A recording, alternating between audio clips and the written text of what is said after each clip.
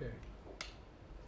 Well, last year, Jill and I reignited the cancer moonshot, and to end cancer as we know it, and even cure some cancers in the process.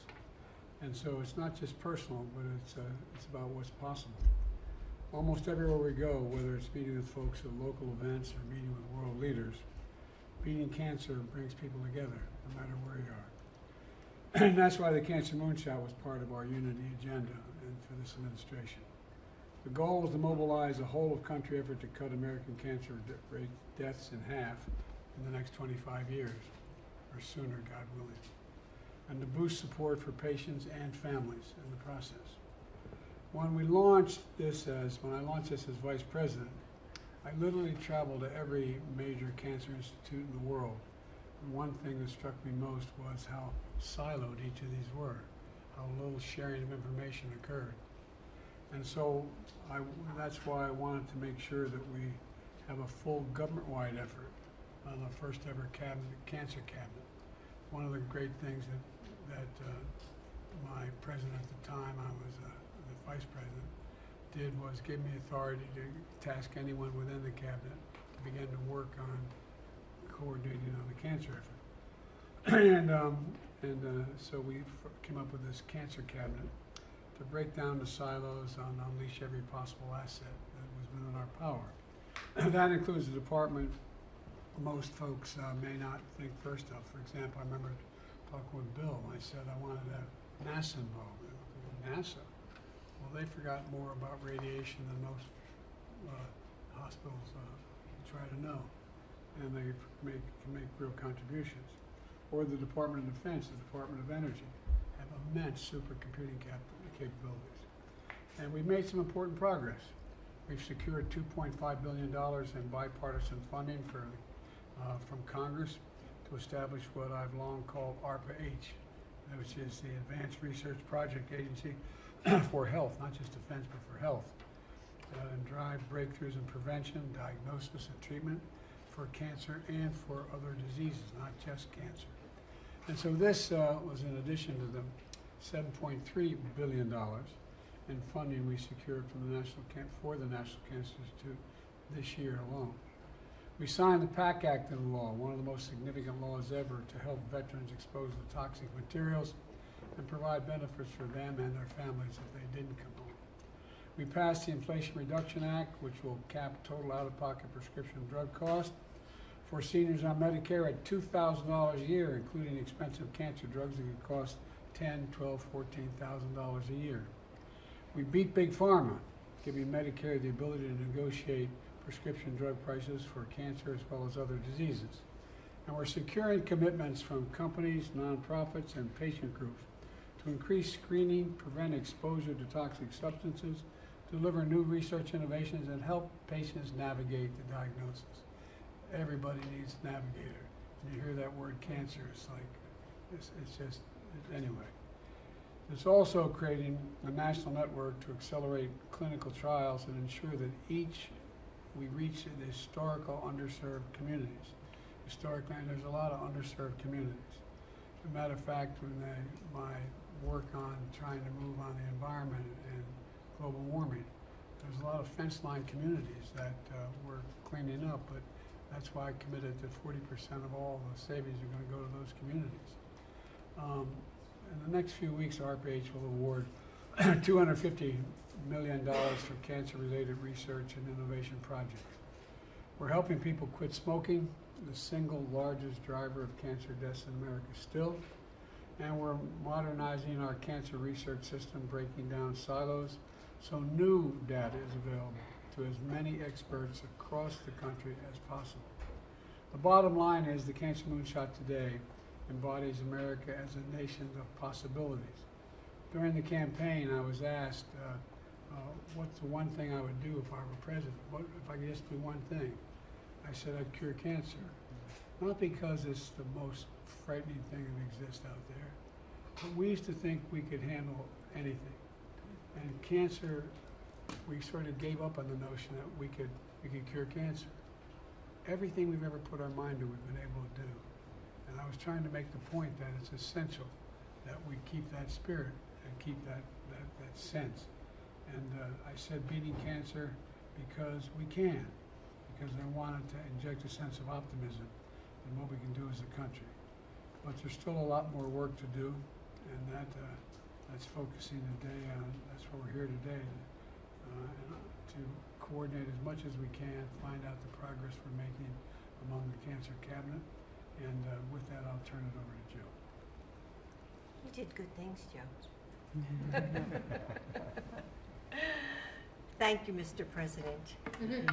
On my second full day as First Lady, I visited a health center here in DC to highlight a program that helps people navigate their cancer journey. And since then, as part of the Biden Cancer Moonshot, I've participated in more than 40 engagements and visited almost a dozen states. And I've seen world-class cancer hospitals, community health centers, and clinics on tribal lands. I've worked with sports leagues and advocates, businesses, and media. And I've joined Republicans and Democrats who are helping lead this work in their communities, because this isn't, as you all know, a red issue or a blue issue. It's a human one. And earlier this year in New Orleans, Senator Cassidy and I saw how funding from the National Cancer Institute is changing lives in Louisiana, helping nurses enroll patients in remote areas in clinical trials.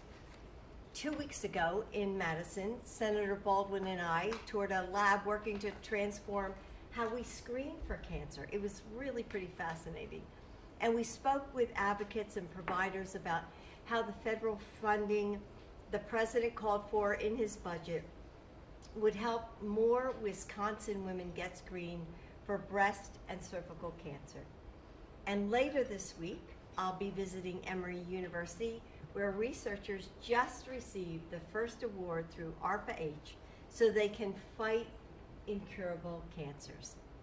I've met with patients and families and healthcare workers and researchers to hear what's working and what isn't. And when I brought their stories back to the White House, the president listened. Last year, I visited a small health clinic in a tribal nation outside of Tucson, Arizona. The people we met spoke about their struggle to find funding to meet their needs of their community, where so many are touched by cancer, as you all know. So the president got to work. And in his budget, he proposed over $100 million for the Indian Health Service to provide more cancer prevention, screening, and support services for Native communities. Everywhere I go, my focus is on the patient experience. And what I've heard again and again is that we need, as Joe was talking about, patient navigation programs, and that these programs need more support because, as we all know, everybody in this room, cancer is daunting and complex. And when someone who knows the system is by your side every step of the way, it changes everything. Navigators lead to better outcomes for patients. But since navigators aren't generally paid for by insurance, most medical practices can't afford to provide them. So, the president expanded the number of grants for these programs, and he worked with the Centers for Medicare and Medicaid Services to propose a new rule that, when finalized, will allow Medicare to pay for patient navigation services. We're also working with the private sector to find ways to bring these services to more people. And this fall, we will convene industry leaders here at the White House.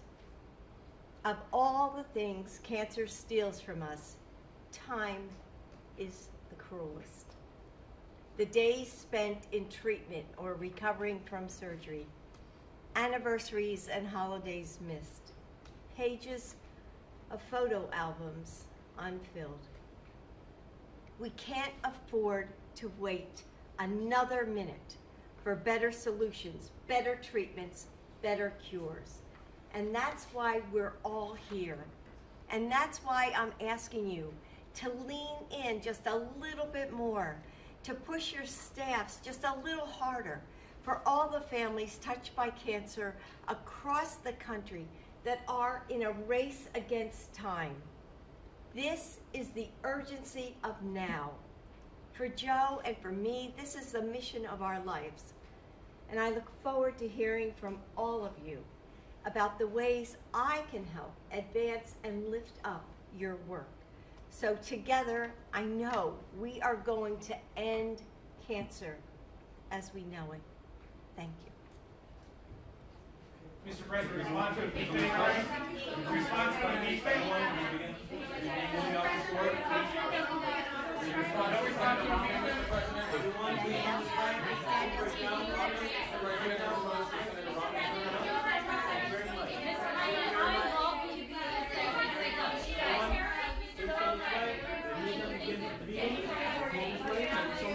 Terry, come on, let's go this way. Thank you very much.